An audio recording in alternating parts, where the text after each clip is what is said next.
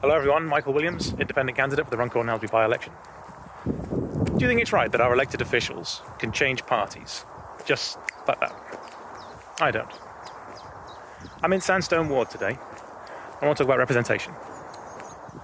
So when you pick an MP, you're picking someone to represent you in Westminster, you and your interests and everyone else in your constituency.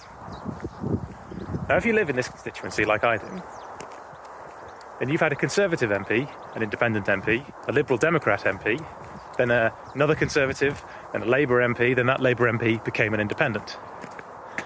All in the past 6 years. Now, I can tell you that in the past 6 years, the people who live here have not fundamentally changed their views once a year. But that's what's happened to the representation. Part of that is because of boundary reviews, where people have taken a pen to a map and decided to shove this area or that area over here or over there. And part of that is because of MPs changing parties. Now, I think the biggest disregard an elected official can have for the people that voted for them is to switch parties. Let's be honest about this. A significant number of people who vote don't know the name of the candidate they're going to vote for until they go to the polling station, because they vote for a party. And if you represent that party, you're agreeing to follow their rules and to follow their policies. You're taking money off them for your campaign.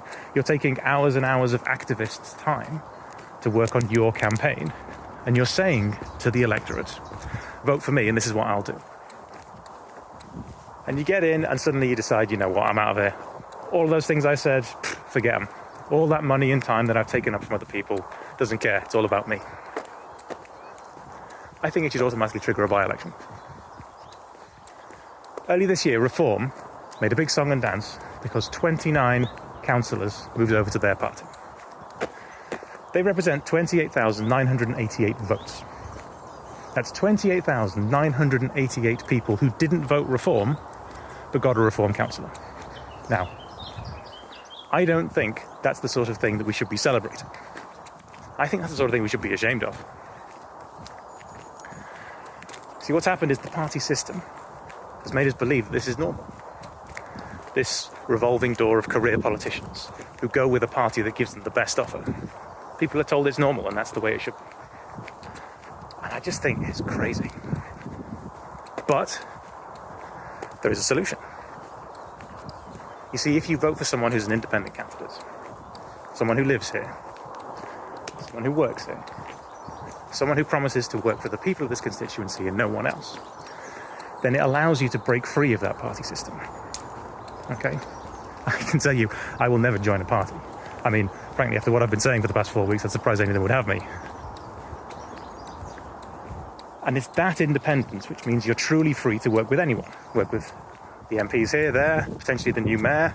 This area has a Conservative councillor, but it's part of Cheshire West, which is a Labour council. And all of that is a layer of government that doesn't need another party in there. So have a think about voting for an independent candidate.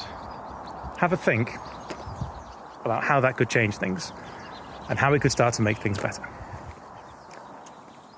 And if that sounds like something you'd be interested in, then on the 1st of May, vote for Michael Williams, independent candidate. Thank you.